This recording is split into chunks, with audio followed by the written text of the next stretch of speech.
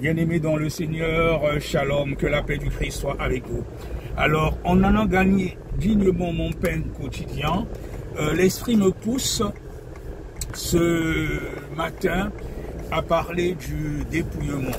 De plus en plus, il y a des serviteurs et des servants de l'Éternel qui ont des messages sur le dépouillement. Effectivement, dans la Bible, on dit que nous devons nous dépouiller intérieurement, mais le dépouillement extérieur aussi est important parce qu'en tant que serviteur de Dieu, en tant que servante de l'Éternel, on doit avoir une certaine attitude qui nous différencie des gens de ce monde.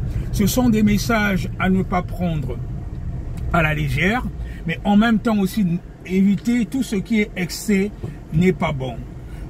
Quand nous lisons, je crois, dans Apocalypse, j'ai oublié le verset où on disait que ce que j'ai contre toi, tu permets à la femme Jézabel d'enseigner.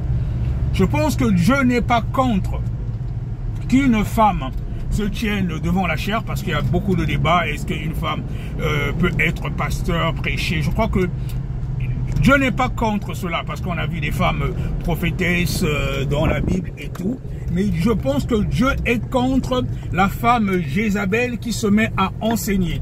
Et c'est ce que Dieu désapprouve. Parce qu'une femme qui n'est pas vêtue de manière décente, comme il est dit dans la parole de Dieu, se tenir devant la chair, enseigner la parole de Dieu, c'est une abomination devant Dieu. C'est pas quelque chose qui honore Dieu.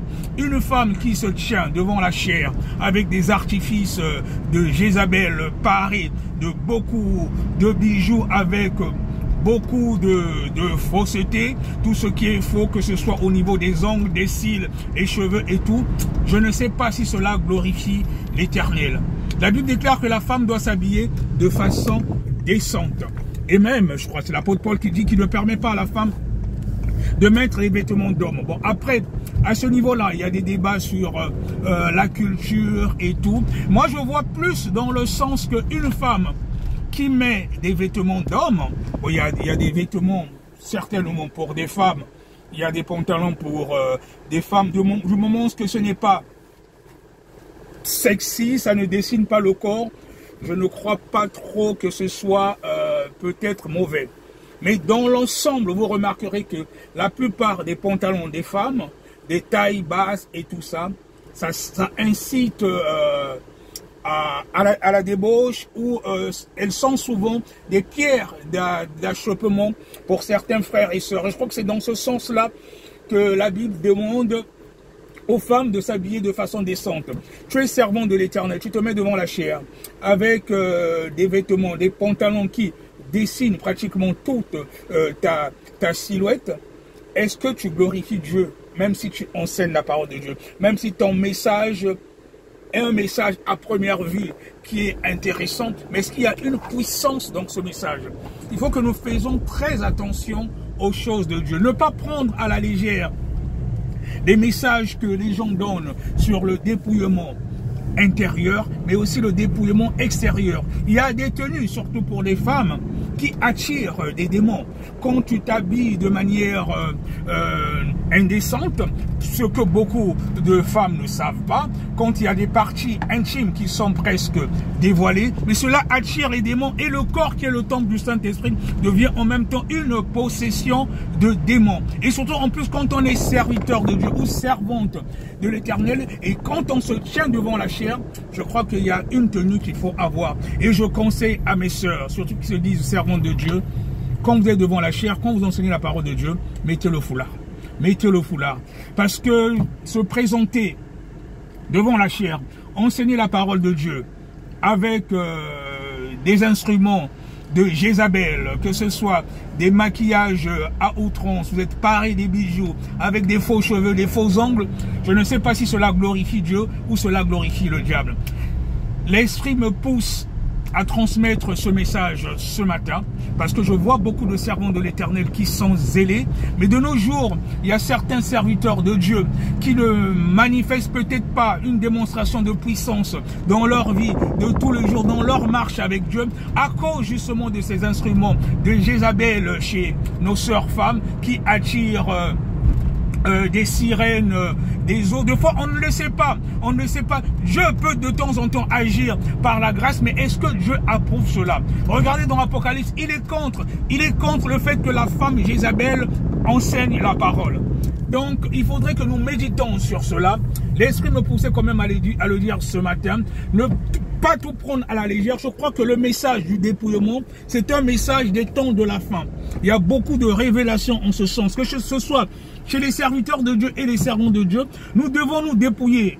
Intérieurement, effectivement, c'est très bien. Mais je crois que la parure extérieure aussi doit être différente des païens. Il y a par exemple quelque chose qui me choque et me chagrine. Je vois des chantes se disant de Dieu, même des hommes qui de nos jours se mettent à chanter avec des boucles d'oreilles. Bon, tu es chantre de l'Éternel.